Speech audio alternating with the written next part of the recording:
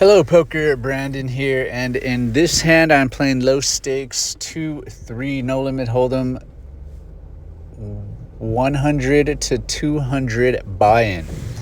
So this game is going to be a little bit different. I decided to play this stake because when I showed up for the 5-5, it was just the same pros that I saw from the previous day. Pretty much expect it on a Wednesday, weekday type day and time. I was hoping to see more random people, but I didn't. So I decided, you know what, let me try this 2-3 and see what happens. And I got involved in a weird hand.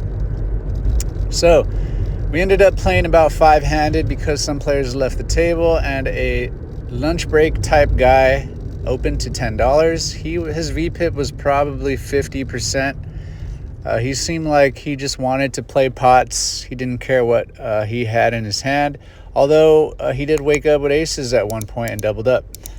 So I want to 3-bet because I want to isolate. I 3-bet small to 20, and I think that is a good way to isolate when playing like low stakes poker with only 200 behind.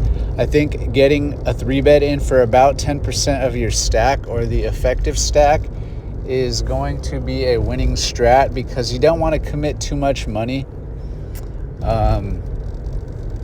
Against this guy, though, if he jammed, I would call with pocket tens. But some players, they're going to only jam with jacks, queens, kings, and ace king, and you don't want to be getting your money in barely ahead at best.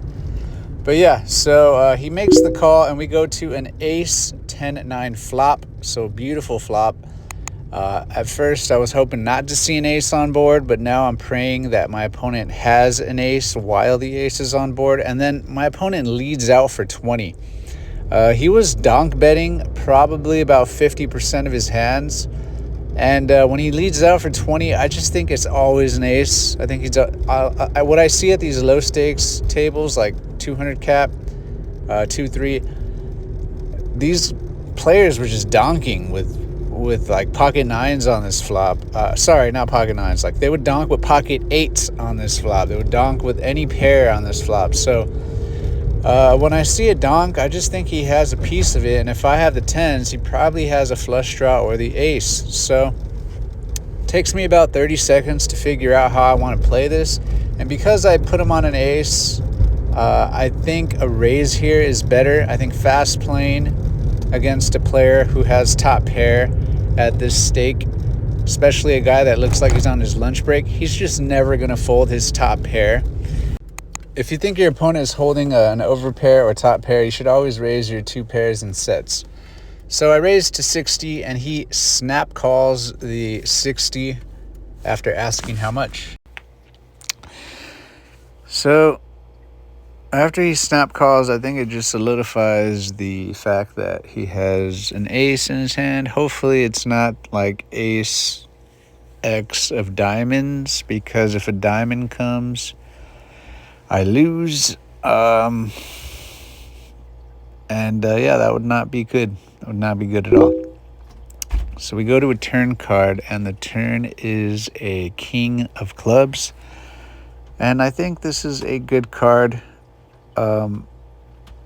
because he should never have queen jack there unless it's queen jack of diamonds.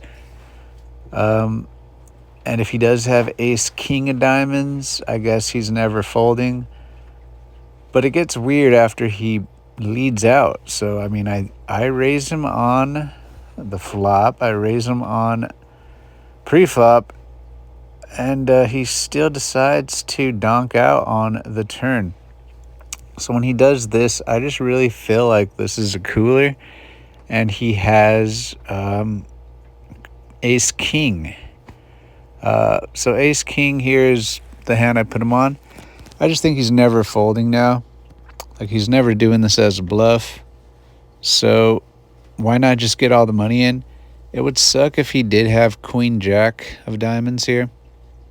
But I still have outs. I have a set, which means I could hit another 10. I could hit 3 aces, 3 nines, or 3 kings.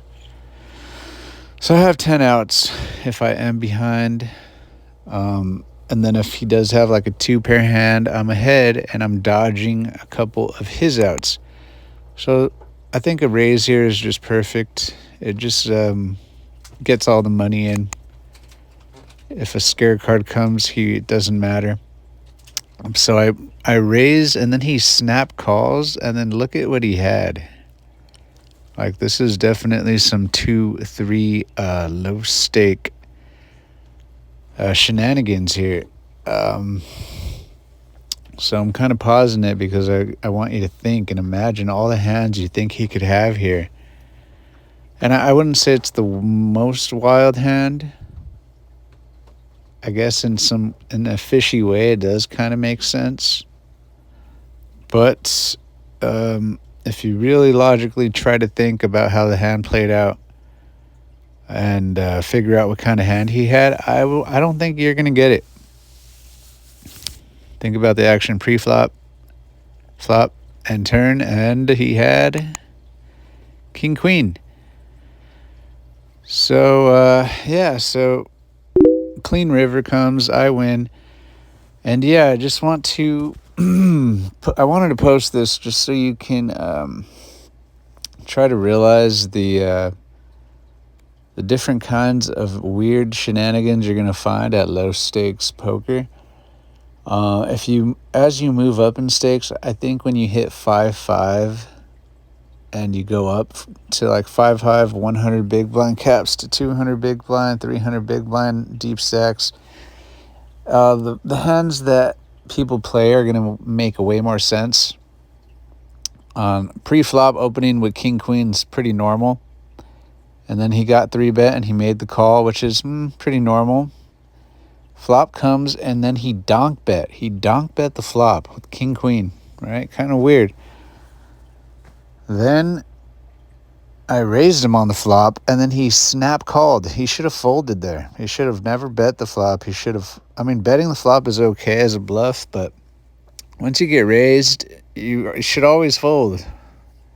Or just like re-raise as a bluff, but that would be weird. So then he calls the flop raise, and then the turn comes, and then he dunks. It's just weird, just...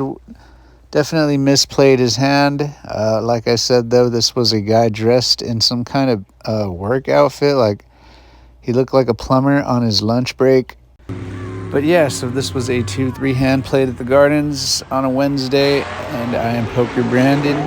I hope this helps you think a little more logically. Thank you. Goodbye.